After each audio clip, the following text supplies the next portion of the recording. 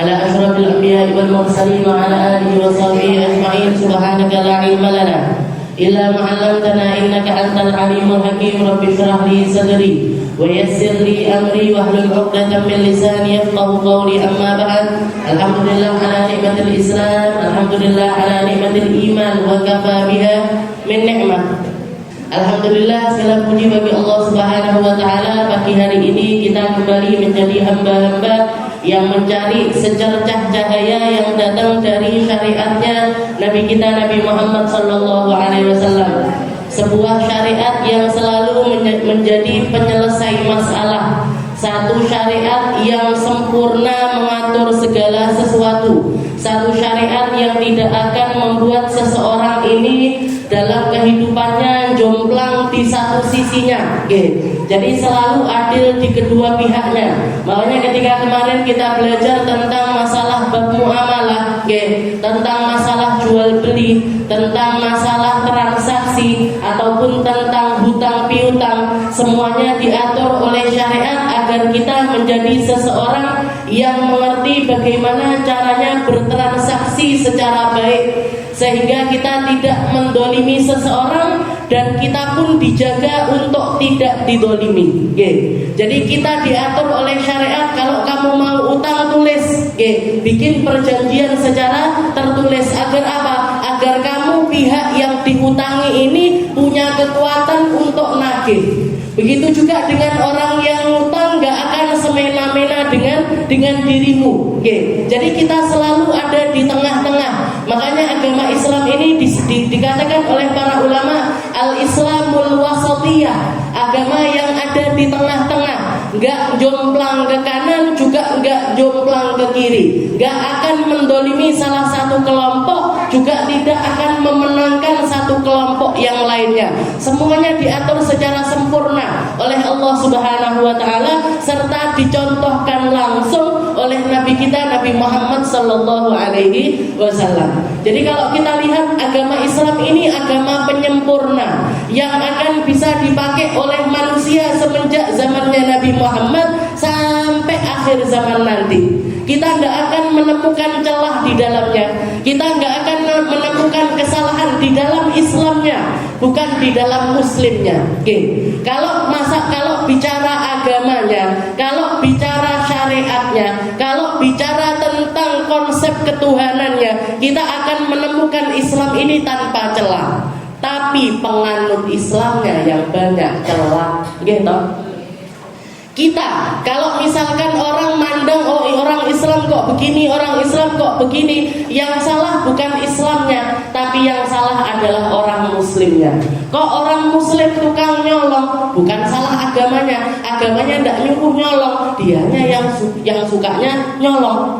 Agama Islam nggak pernah nyuruh orang berbuat sesuatu kekejaman, tapi dianya yang jadi orang yang kejam, dianya yang jadi orang yang jahat, dianya yang mendolimi orang atau menginjak-injak harga dirinya orang lain.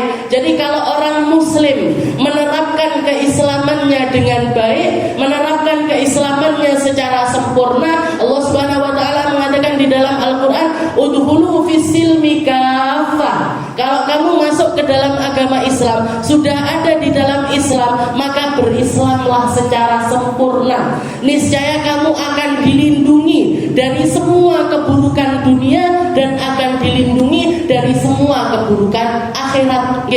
Keburukan dunia akan dilindungi dengan cara, tapi kok orang Muslim tetap dapat musibah, orang Muslim kok juga ditindas, orang Muslim bahkan sampai ke tingkat dibantai seperti saudara-saudara kita yang ada di Palestina.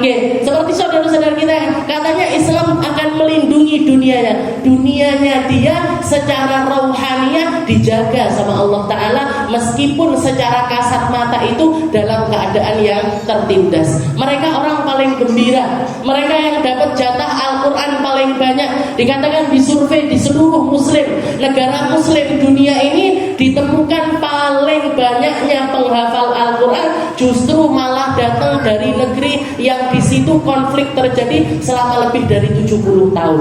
Mana itu? Palestina. Di setiap rumah, pasti ada yang hafal Al-Quran secara keseluruhan.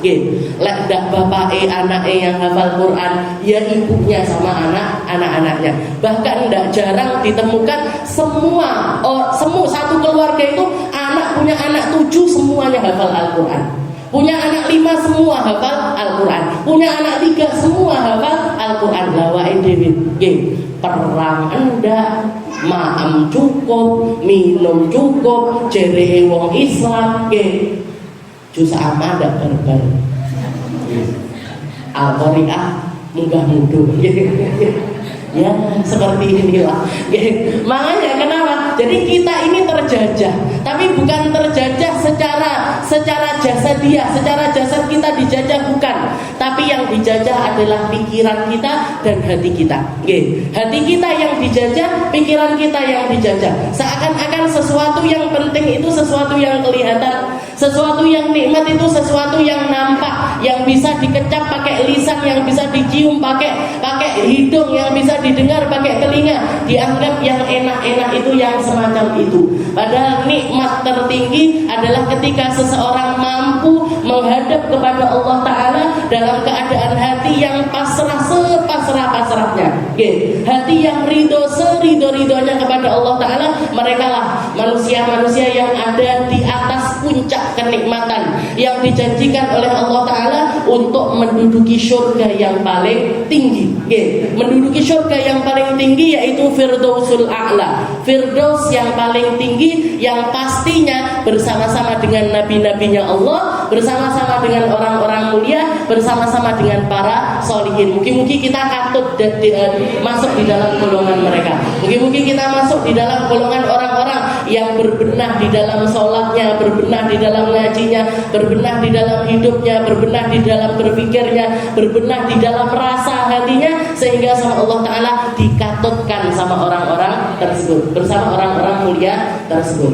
Kita lanjutkan pembahasan kita di dalam kitab Sulamut Taufik. Kemarin kita sudah menyelesaikan bab muamalah. Beliau membahas secara pendek sekali. Yang dibahas cuma tentang riba dan segala sesuatu yang berhubungan dengan riba. Karena ini yang melindungi harta kita.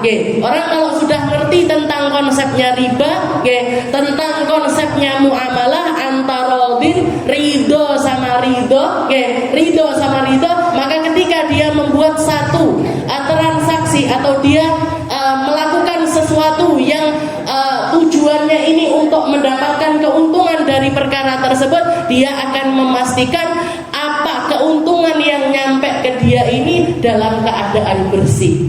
Tidak ada tipuan di dalamnya, tidak ada pengambilan hak orang lain di dalamnya, tidak ada pengambilan untung terlalu banyak di dalamnya, tidak ada bikin orang lain kesusahan dan lain sebagainya. Semuanya akan terjaga ketika kita mengerti tentang konsep riba. Karena riba ini melindungi harta kita agar tetap bersih, sehingga ketika kita konsumsi akan berdampak kepada kebaikan untuk segala anggota tubuh kita, baik secara hissi atau maknawi. Secara fisik akan bawa kebaikan, ataupun juga secara rohaniah juga akan membawa kebaikan. Jadi hati-hati sekali.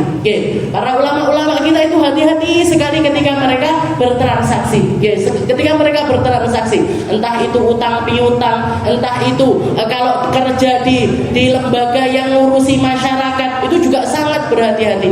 Sayyidina Umar bin Abdul Aziz, presiden paling adil, seorang pemimpin khalifah yang paling adil pada masa beliau, dikatakan ketika beliau menjabat, kalau beliau butuh untuk lembur di kantornya, istilahnya di rumah. Kalau sekarang itu kita ngomongnya istana negara, presiden kan dikasih fasilitas istana negara, dikasih tempat tinggal dengan segala fasilitasnya. Dikatakan ketika beliau datang malam hari dan beliau harus lembur untuk mengerjakan segala sesuatunya, datang putranya untuk ngobrol sama beliau. Ditanya dulu sama Sayyidina Umar, kamu ini mau ngobrolin masalah apa?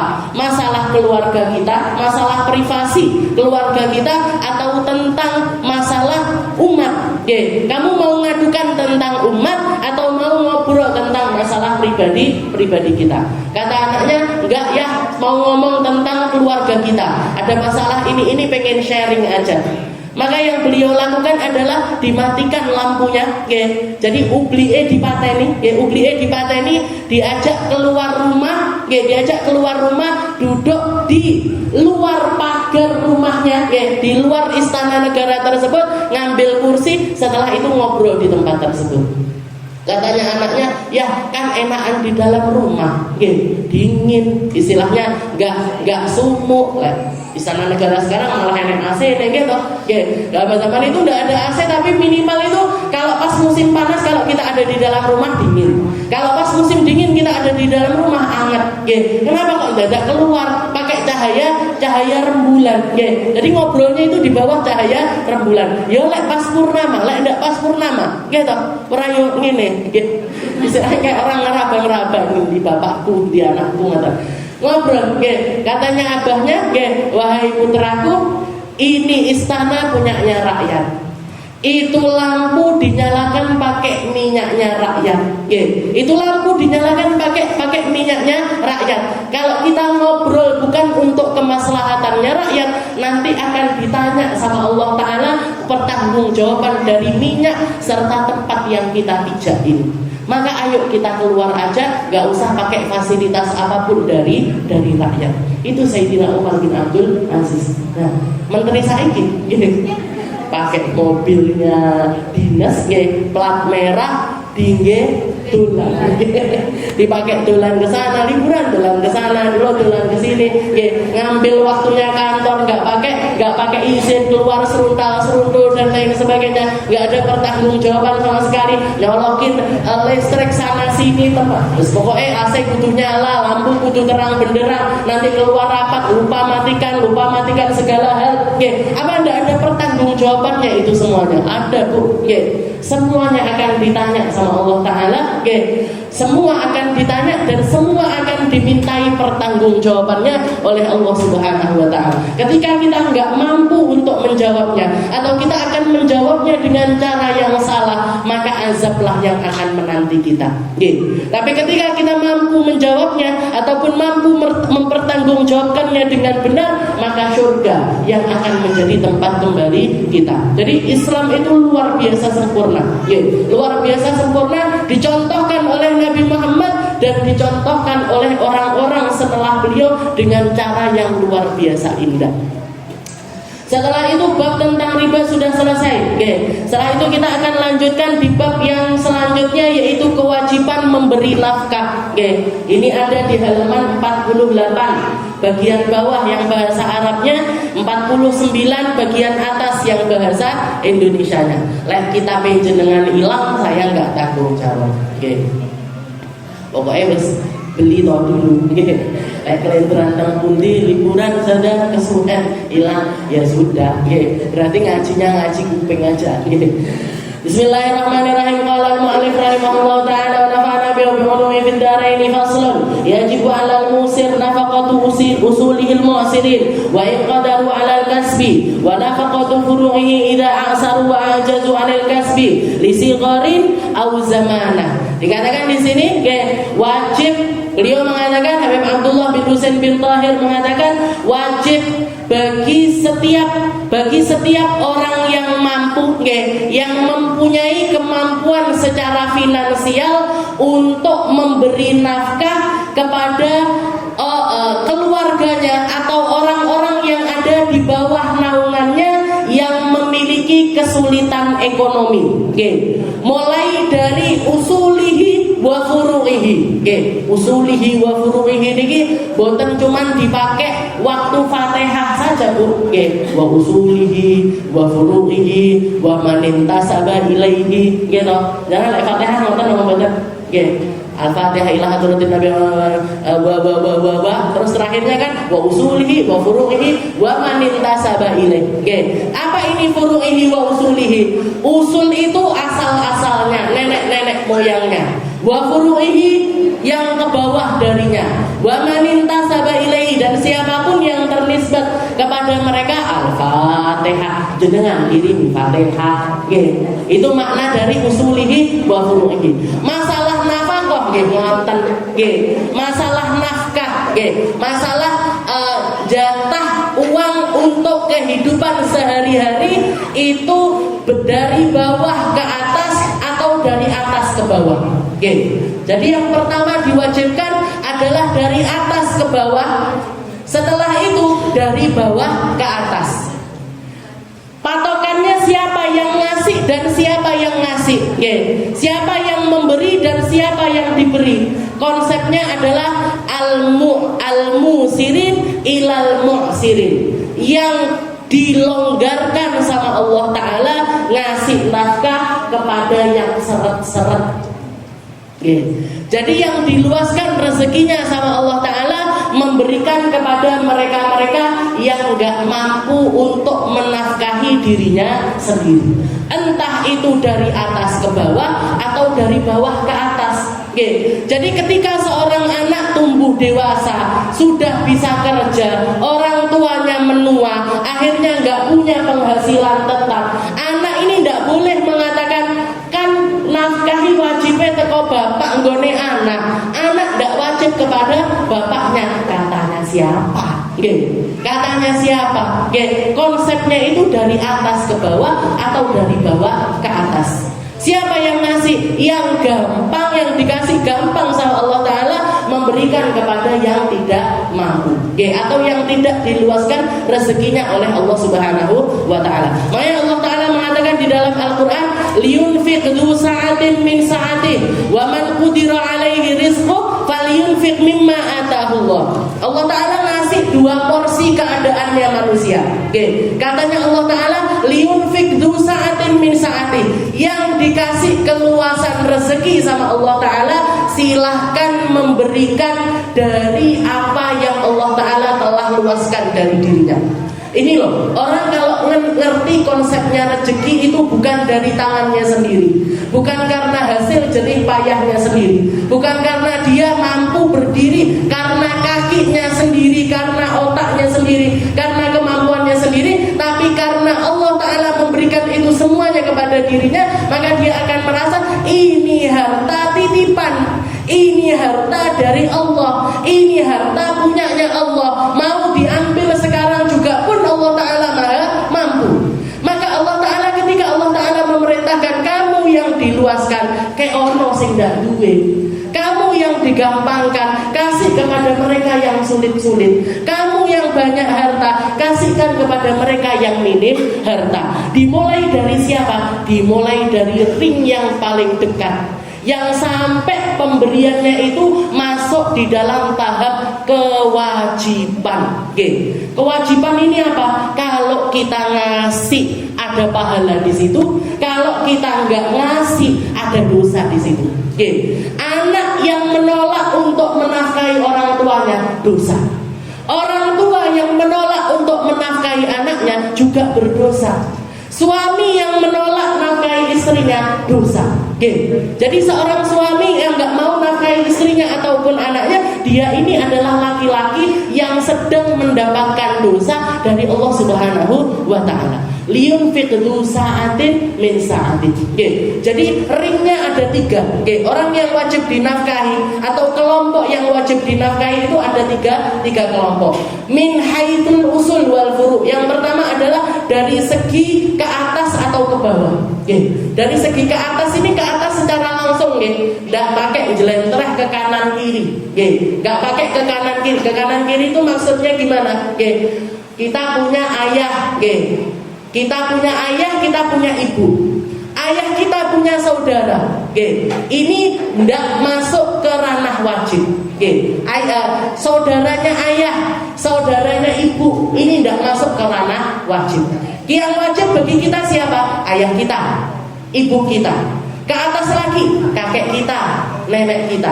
Ke atasnya lagi kakek-kakeknya kita, ayah kakeknya kita, atau ayah neneknya kita, ibu kakek kita, nenek kita.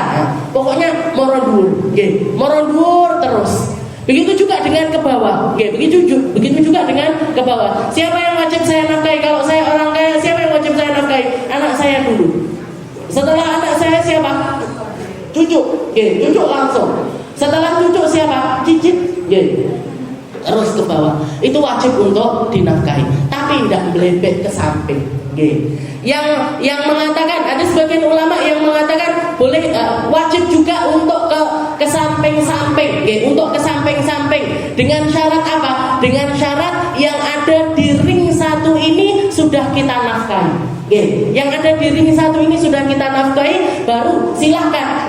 Masih saya punya harta lebih, saya punya uang masih lebih. Wes, adik-adik ayah tak kasih juga lah, adik-adiknya ibu tak kasih juga lah, saudara-saudaranya kakek, saudara-saudara nenek tak kasih juga, silahkan. Saya punya anak, saya punya anak. Setelah itu melihat ponakanku kok mesakne wong ndak duwe, ngasih ke keponakan, ke keponakannya lagi, ke bawah lagi, misanan 1, misanan 2, misanan 3. Baru itu yang namanya ke samping. Tapi ring satu ini yang harus menjadi prioritasnya kita. Imam Syafi'i mengatakan ini dari ayah ke anak, dari anak ke ayah, dari orang tua ke bawah atau dari bawah ke atas. Ini kelompok satu, dari segi pernasaban, ndak iso milih, ndak iso milih. Ustazah, saya pengen nafkahi bapak saya, tapi bapak saya itu tukang mendem. Pripun kalau dikasih nanti dipakai untuk minum-minuman keras. Jenengan yang harus pintar. Berarti ngirimnya jangan uang, tapi ngirimnya dengan barang. Berasnya dicukupi, lauknya dikirimi, minyaknya dikasih, niku biasanya sing dicetek ngeten niku. Gasnya dibelikan, air dibelikan, ya berarti apa? Kalau misalkan memang orang tua ini kalau kita kasih malah dipakai untuk maksiat, kita kasih tapi bentuknya itu secara barang aja, dibentuk secara barang. Dan nafkah ini, bukan cuma tentang makanan saja, tapi makanan, tempat tinggal, makanan, tempat tinggal, pendidikan. Makanan, tempat tinggal, pendidikan, ini semuanya adalah perkara wajib. Pendidikan di sini bukan pendidikan formal, tapi pendidikan agama yang diwajibkan oleh Allah Subhanahu wa Ta'ala. Berarti bocah diwarai ngaji wajib nomor wajib. Jangan enggak ngaji nih anak, enggak ngajarin ngaji sendiri enggak bisa, disekolahkan ngaji juga enggak bisa, enggak mau, nyampo kenapa kok enggak madrasah? Ini ada les piano, enak les biola, ini murid TPK ini banyak nih, jadi masuknya cuma Senin sama Kamis. Hari yang lainnya kemana Bu? Les sepatu roda, sada, les renang, les biola, les balerina. Emangnya mau jadi apa mereka ini? Semua dilesi, renang renang iya, sepatu roda iya, piano iya, biola iya. Terus sampean kok milih tadi opo? Pengen jadi tukang parkir tiba. Jadi istilahnya seperti itu. Ring satu nih Bu. Jadi dari minal usul ilal furu, dari atas ke bawah atau dari bawah ke atas. Konsepnya siapa? Yang mampu ngasih kepada yang nggak mampu. Yang longgar ngasih kepada yang disulitkan. Liyunfik du sa'atin min sa'atin. Setelah itu Allah Ta'ala mengatakan, wa man qudira alaihi rizquh falyunfik mimma atahullah. Katanya Allah Ta'ala, barang siapa yang rezekinya itu ditakdir sama Allah. Ditakdir itu ditakar. Takarannya itu enggak longgar. Ditakar itu berarti enggak longgar, enggak gampang untuk keluar-keluar. Wa man qudira alaihi rizquh, barang siapa yang rezekinya ini ditakar sama Allah Ta'ala, falyunfik, maka dia tetap wajib untuk menginfakkan mimma atahullah, sesuai dengan apa yang Allah Ta'ala berikan kepada mereka. Berarti apa? Tetap wajib infak, tetap wajib untuk memberikan nafkah. Nafkah wajib nggih. Yang saya bicarakan adalah nafkah wajib. Bukan nafkah sunnah. Nafkah sunnah niku jenengan ngasih hadiah atau jenengan infak di atas yang wajib, itu sunnah hukumnya. Tapi ini yang wajib, yang sampai ke tingkat dosa kalau kita itu tidak memberikan.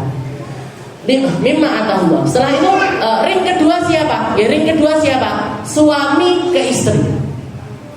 Suami ke istri itu hukumnya wajib untuk memberi nafkah. Istri ke suami wajib berapa boten?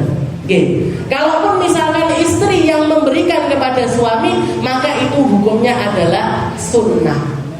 Hukumnya adalah sunnah, tidak sampai ke ranah wajib. Bahkan di dalam ilmu mawaris itu dikatakan, misalkan ada seorang perempuan kaya raya meninggal dunia, ada perempuan kaya raya sugih banget, tokone akeh, hartanya banyak, rumahnya banyak, kambine akeh, tasnya akeh, sembarangnya akeh, misalkan.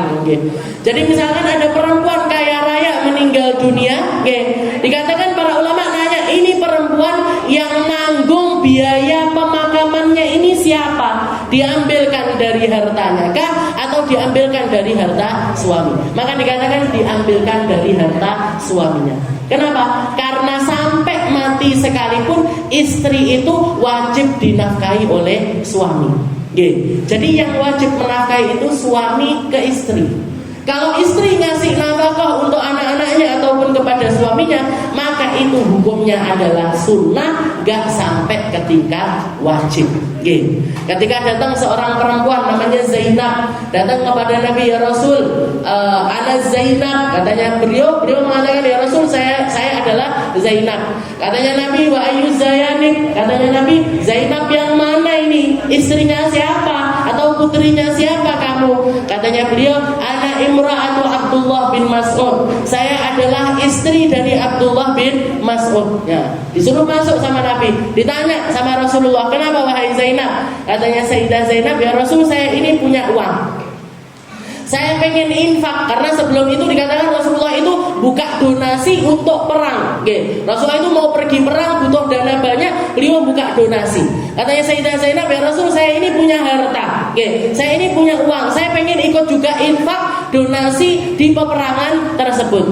Tapi suami saya ini orang nggak punya, anak-anak saya juga seret.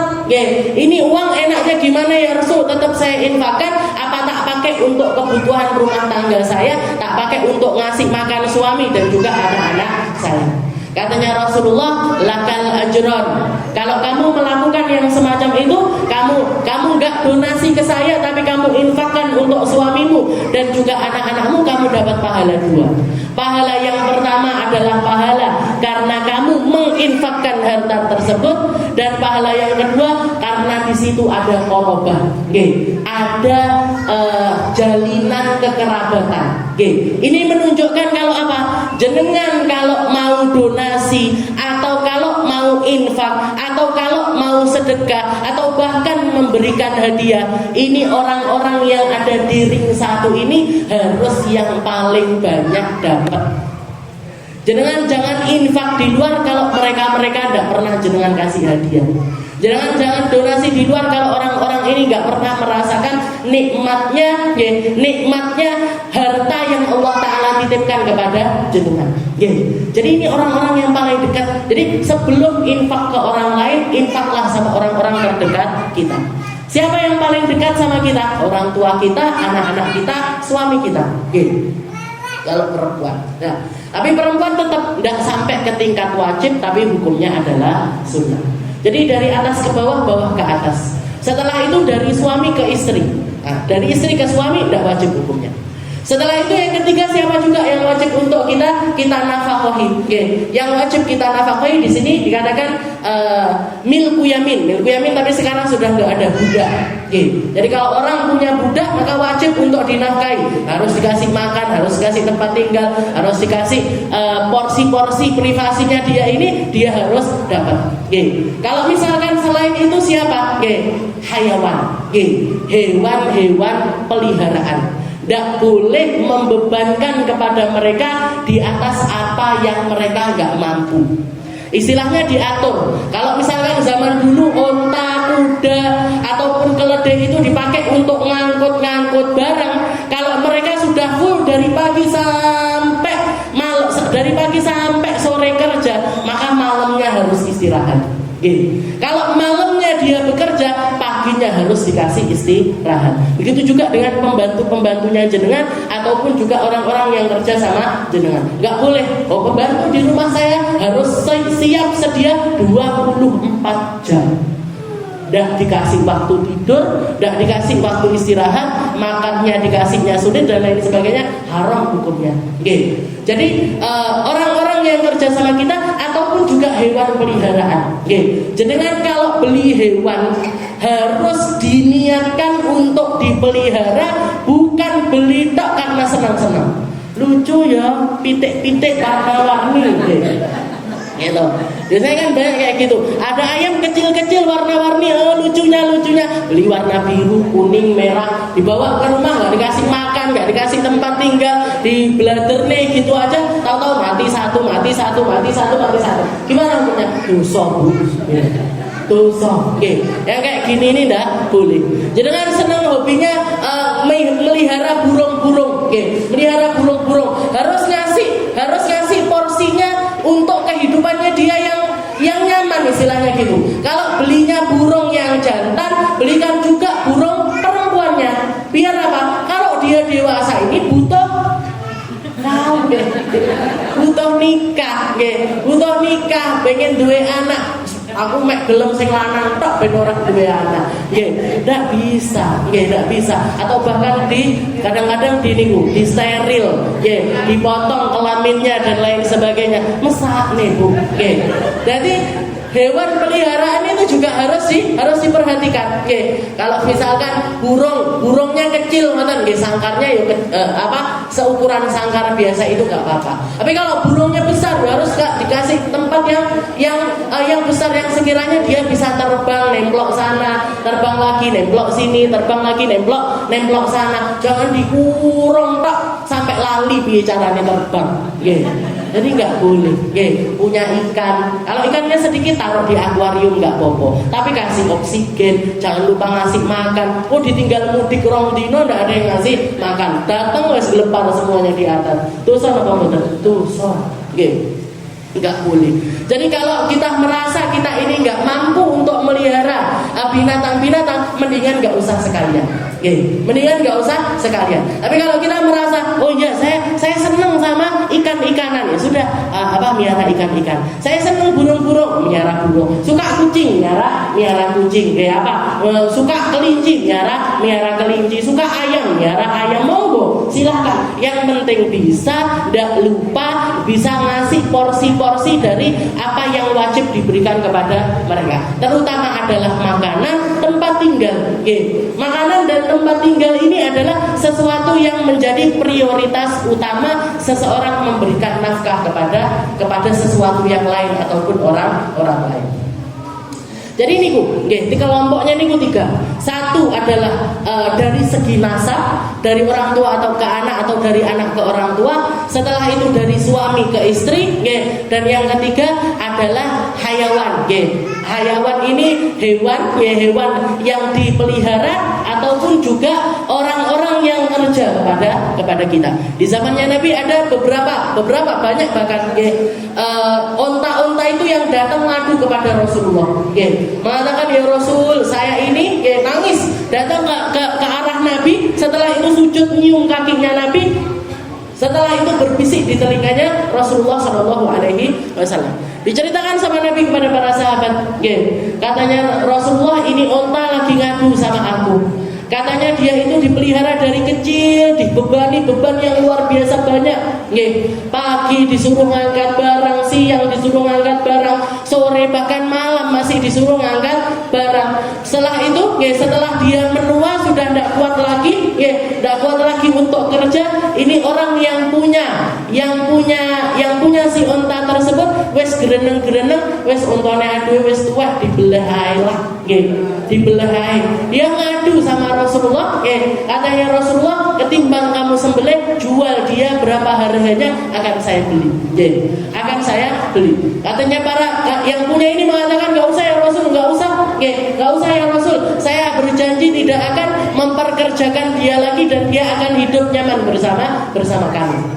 Dia akan hidup nyaman bersama kami. Katanya Rasulullah, enggak, tak bayari aja. Tak bayari aja. Dipaksa sama Rasulullah, hanya dibayar. Setelah dibayarkan, Rasulullah mengatakan kepada onta tersebut, anta boleh, silahkan kamu pergi. Kamu sekarang bebas, gak jadi milik siapa-siapa, silahkan kamu pergi. Maka dikatakan onta itu sebelum pamitan, ya sebelum pergi dia mendatangi Rasulullah sambil berbisik di telinganya Nabi, doakan Nabi dengan 3 perkara. Dan Rasulullah mengucapkan amin, amin, amin. Ya, Rasul mengucapkan amin. Doa yang pertama, onta tersebut mengatakan, ya Rasul, semoga umatmu gak akan dibinasakan oleh Allah Ta'ala lewat kelaparan. Amin. Ya, dijabahi sama Allah. Setelah itu onta itu lagi mengatakan, ya Rasul, semoga umatmu tidak akan dibinasakan oleh Allah Ta'ala dengan yang namanya angin puting beliung ataupun juga kebanjiran. Rasulullah juga mengatakan amin. Okay. Yang ketiga onta itu mengatakan, ya Rasul, semoga umatmu tidak akan dibinasakan oleh Allah Ta'ala lewat perpecahan di antara mereka. Rasulullah tidak mengucapkan amin, tapi Rasulullah nangis. Rasulullah nggak mengucap amin, tapi setelah itu Rasulullah menangis. Kenapa ya Rasul? Katanya Rasulullah, karena ini adalah satu-satunya doa saya yang tidak diijabahi oleh Allah Subhanahu wa Ta'ala. Jadi sebenarnya kita umat Islam ini sudah tahu, apa hal yang bikin kita itu pecah atau kebinasaan umat ini tempatnya di mana?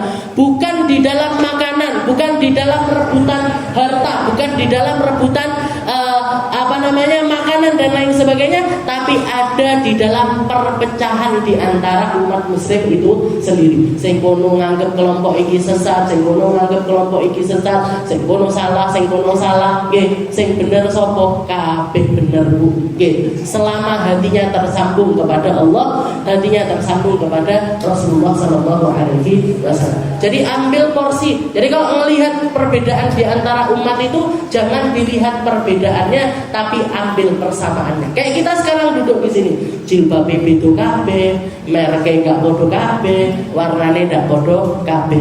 Tapi kita kan duduk sama-sama ngapain di sini? Dari tadi, yang pertama dibaca salawat busyra, habis itu salawat nariyah, habis itu dikir doa, baru ngaji surat taufik, bodoh bareng satu mindset. Walaupun semuanya berbeda di dalam penampilan, tapi kita satu. Yang lebih sama lagi satu, bodoh itu kabeh. Nek sitok niki lagi. Jadi seperti itu. Ambil porsi, Kak. Kalau kita mau hidup damai, ambil porsi yang paling besar, yaitu persamaan. Jangan nyari konflik-konflik kecil. Jangan nyari perbedaan-perbedaan kecil. Nah ini. Jadi yajib 'alal musir nafaqatu usulihil mu'sirin wa in qadaru 'alal kasbi wa nafaqatu furu'ihi la asar wa ajazu 'anil kasbi. Li sigharin aw zamanin wa zamana. Wa 'ala zawj nafaqatu zawjah wa mahruha 'alaihi laha mut'ah. Juga dikatakan, Imam Syafi'i masalah nafkah ini ngasih ring, memberikan satu panduan. Di sini Allah Taala mengatakan liyunfiq du sa'atin min sa'ati. Wa ma qadaru wa man qudira alaihi rizqu falyunfiq mimma atahu Allah. Barang siapa yang digampangkan sama Allah Taala, silahkan berinfak dari apa yang digampangkan. Yang disempitkan sama Allah Taala, kasih sesuai porsi kemampuan mereka. La yukallifullahu nafsan illa wus'aha. Katanya Allah Ta'ala itu enggak pernah membebankan kepada seseorang di atas kemampuan mereka. Illa ma saya ja'alallahu ba'dal usri yusra. Dan semua kehidupan kita di dalam kehidupan ini enggak ada yang namanya orang susah terus tidak ada. Seneng terus juga enggak ada. Orang seneng terus enggak ada. Orang susah terus juga enggak ada. Yang ada itu apa? Inna ba'dal usri yusra wa inna ba'dal usri yusra. Katanya Allah Ta'ala, di setiap ada kesusahan ada kegampangan. Di setiap ada kegampangan ada kesusahan. Dan terus seperti itu, gampang susah, pena angel. Urip ngoten niku. Kalau pengen seneng terus, nanti Bu surga, nanti Bu di kuburan niku seneng tok, atau swara tok, naudzubillah. Jadi kalau mau seneng terus di surga, kalau mau swara terus ning neraka. Kalau kita ada di dunia ini selalu di tengah-tengah, inna ba'dal usri yusra. Setelah ada kesusahan, Allah Ta'ala mesti akan ngasih jalan keluar. Setiap ada musibah, mesti ada hikmah yang ingin Allah Ta'ala sampaikan. Di setiap kita nggak enak, ada pahala yang ingin Allah Ta'ala sampaikan. ada martabat yang ingin Allah Ta'ala tinggikan, ada kedudukan yang ingin Allah Ta'ala angkat di setiap kesusahan kita. Di setiap kesusahan kita, kalau kita mampu menanganinya, mampu untuk menghandle perkara tersebut sesuai dengan apa yang diperintahkan oleh Allah Ta'ala, naik derajat. Tapi kalau kita memilih untuk protes sama Allah Ta'ala, ya turun derajat namanya. Inna ba'dal usri yusra, itu yang dikatakan sama Allah Ta'ala. Maka dari ayat ini dikatakan, para ulama mengatakan ini tidak ada takdir pasti. Siapa atau seberapa di dalam masalah infak tersebut. Maka para ulama berijtihad di sini. Menurut madhabnya Imam Syafi'i, yang patokan jumlah nafkah itu ada di dalam haliyahnya yang menginfakkan, ada di dalam haliyahnya orang yang ngasih nafkah, bukan yang dinafkahi. Standarnya itu siapa yang ngasih, dia memberikan sesuai dengan kemampuan. Ini madhabnya Imam Syafi'i. Contohnya gimana? Contohnya kalau misalkan dari suami ke istri, berapa nafkah wajibnya suami ke istri ini berapa? Nafkah yang wajib diberikan kepada suami kepada istrinya ini berapa? Maka para ulama mengatakan yang jadi patokannya itu haliyahnya suami, bukan haliyahnya istri. Meskipun misalkan istrinya adalah anaknya orang kaya raya yang sehari-hari itu makannya itu sekali makan satu porsinya 100.000 misalkan, kenapa sekali makan 100.000 steak, jadi setiap makan daging steak dimakan dibakar medium rare, ngerti nggak betul? Saya udah tuh yang gitu. Jadi misalnya anak orang kaya raya sekali makan itu 100.000. Ternyata suaminya ini orang nggak terlalu sugih, istilahnya ngoten. Maka ini patokannya mana ini? Patokannya keadaannya istri apa keadaannya suami? Maka menurut madhabnya Imam Syafi'i yang diambil adalah keadaannya suami. Berapa standarnya? Kalau orang kaya masalah makan, kita ambil contoh masalah makan. Kata Imam Syafi'i, kalau orang kaya dia wajib minimal ngasih nafkah kepada istrinya itu muddan. Muddan itu 2 mud. 1 mud itu 7 ons. Berarti kalau 2 mud berarti 1,4 kilo. 1,4 kilo per hari. Berapa harganya, Bu? 1,4 kilo beras. Sehari ini ku pinter. Berasnya sekilo berapa ton? 14.000. 14.000. Nah, berarti 20.000. Sak lawe 25.000 sehari. Itu untuk orang yang diluaskan rezekinya sama Allah Ta'ala. Wong sugih ritek sak wonten. Kalau menurut madhabnya Imam Syafi'i 25.000 seharian. Benar 25.000 sehari kalau betul. Sehari itu makan pagi, makan siang, makan malam loh, bukan satu kali makan. Jadi sehari itu muddan katanya Imam Syafi'i. Kalau orang tengah-tengah gimana? Orang tengah-tengah seberapa? Orang tengah-tengah, maka wajib bagi suami untuk ngasih nafkah 1 mud setengah. 1 mud setengah, 7 ons ditambah 3 ons setengah, berarti 1,5 kilo. 1,05.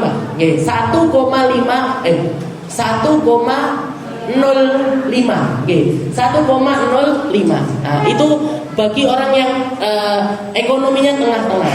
Kalau orang yang nggak punya seberapa? Orang yang nggak punya 1 mud 7 ons niku. 7 ons untuk 1 hari. Sak menten, sak kepel beras niku untuk 1 hari. Beserta dengan lauknya yang semisal dengan niku. Lek wong sugih berarti kadang-kadang daging.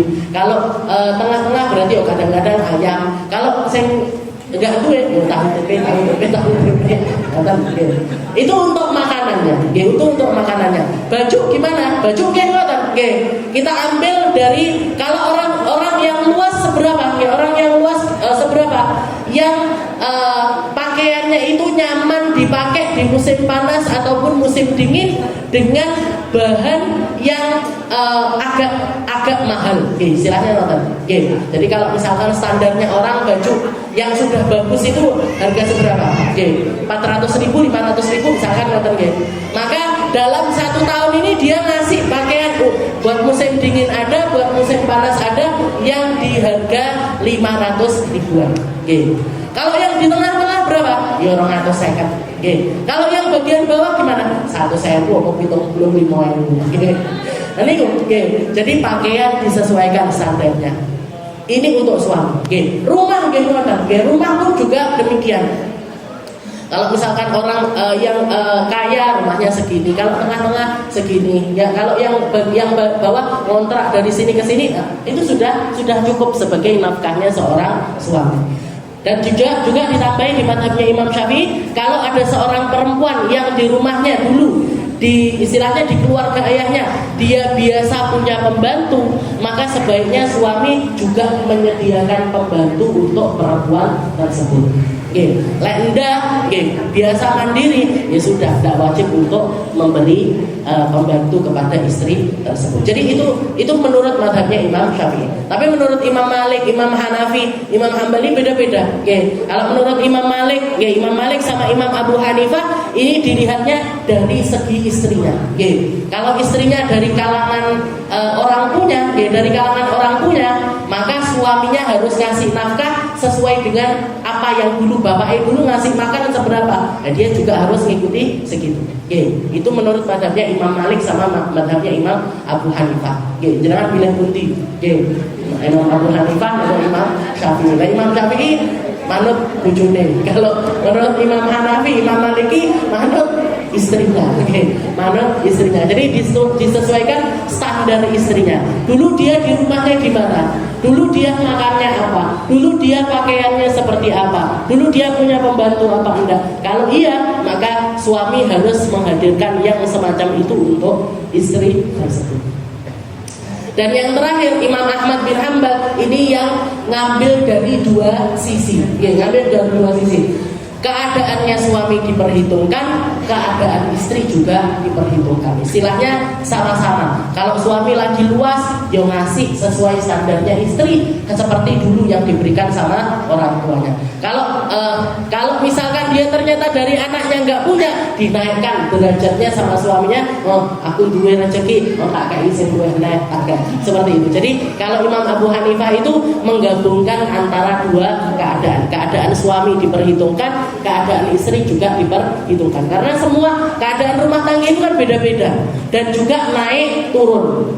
Jangan sampai bojone mulai dari gaji sebulan 1 juta sampai kemudian naik pangkat, gajinya jadi 10 juta, blonjone bojone panggal 500.000. Jangan sampai seperti itu.